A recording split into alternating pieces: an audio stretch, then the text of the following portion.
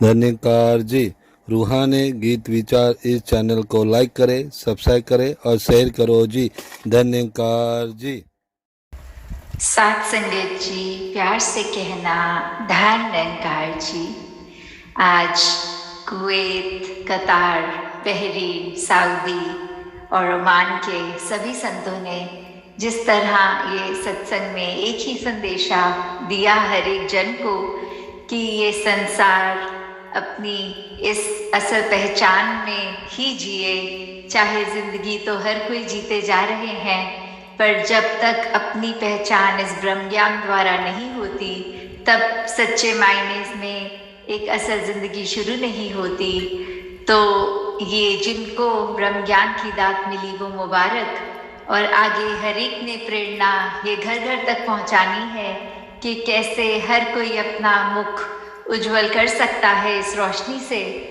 और उसी के साथ साथ जैसे आज ये वननेस वन के भी जिक्र सुने कि कल ये आयोजित, तो कैसे एक संसार में जहाँ पे एक ऑक्सीजन देता पेड़, और हम सब जहाँ वो भी फील कर रहे हैं कि ये ग्लोबल वार्मिंग हो रही है या ऑक्सीजन किस तरह से पोल्यूटेड हो रहा है, तो कैसे एक वही पेड़ों की ओर एक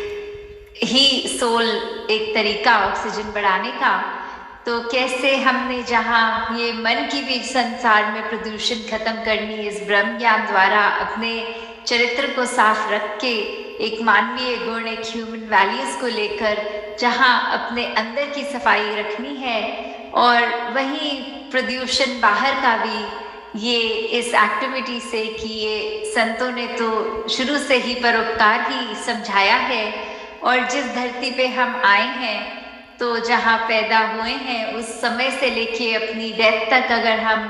ये देखें कि हमने इस मदर नेचर से क्या क्या लिया, तो कैसे वो रिप्लेनिश करने की भी बात, तो जितना हमने लिया उससे ज़्यादा सुंदर इस संसार को छोड़कर जाना है। तो उसी प्रयास में जो ये संतों ने आयोजित किया, और ये कल दृश्य सभी देख पाएंगे लाइव, और साथ ही कैसे आज बार बार इशारा संगत में यही दे रहे थे कि भक्ति भरा जीवन हमें जीना है,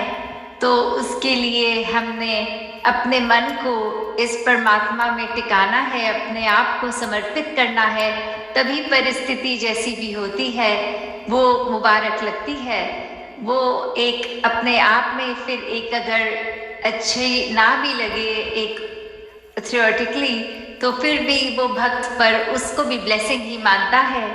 और जैसे दासी के पीछे भी एक संतों की महत्वता बढ़ाने के लिए ये जो लाइन आप सबने पढ़ी भी कि एक ब्लिस तो कहते हैं आनंद की अवस्था को,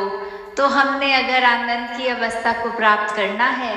तो हमेशा ये संतों का संग बहुत ज़रूरी है। और वहीं से ये सत्संग की अहम ये भूमिका, ये अहम हम क्यों मानते हैं, वो इसीलिए क्योंकि संतमति वाले जितने हमारे आसपास हमेशा रहेंगे, हम उतना ही अपने आप को फिर इस परमात्मा पे टिका पाएंगे, और फिर वहीं से हमारा विश्वास और पक्का होगा। और इस विश्वास को जब तक हम पक्का नहीं कर पाएंगे अपने भक्ति के जीवन में, तो आनंद, ये ब्लिस नहीं मिल सकता। तो कैसे हमने हर पल फिर अपने विश्वास को जहाँ पक्का करना है,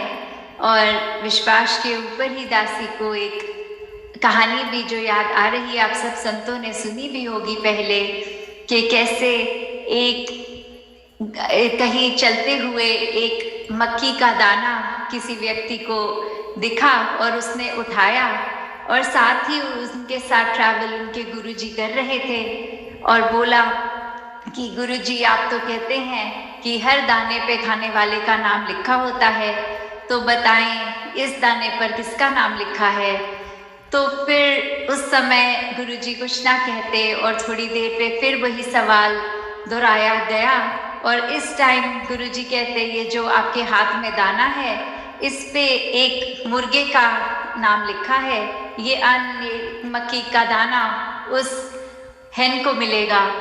और वहीं वो शिष्य के मन में डाउट आने स्टार्ट कि ये मक्की का दाना तो मेरे हाथ में है और अभी आधा सेकंड भी नहीं लगेगा कि मैं अपने मुंह में डालूंगा, और किस तरह ये गुरुजी हैं पर ये तो गलत बोल रहे हैं। और वो अपने मुख में जैसे ही वो दाना डाल लेता है,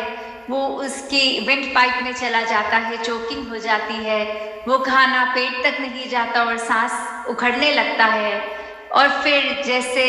हमको पता है कि अगर सांस उखड़ता है तो कोई व्यक्ति अगर पीठ को थपथपाता है जोर से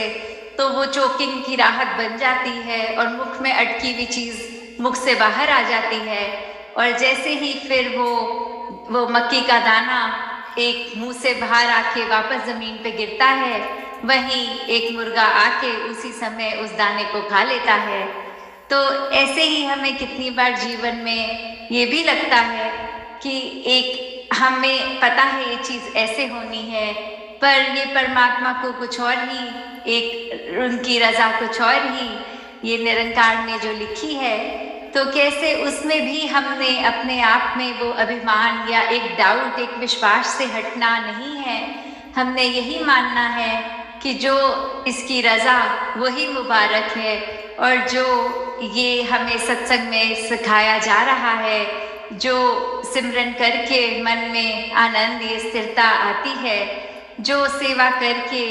एक ये हम अपने मन से ईगो भाव खत्म करते हैं, तो जब ऐसा जीवन एक चलता जाएगा तो और विश्वास जीवन में आता जाएगा। और जब तक फिर ये विश्वास है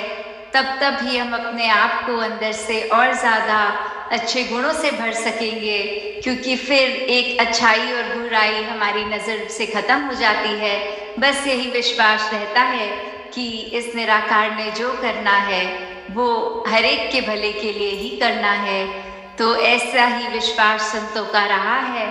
और हमें भी हर पल यही कोशिश करनी है कि अपनी भक्ति में ये विश्वास और मजबूत करें। और दासी समय ना लेके इन्हीं शब्दों से आज्ञा चाहेगी। सात संगत जी, धन निरंकार जी।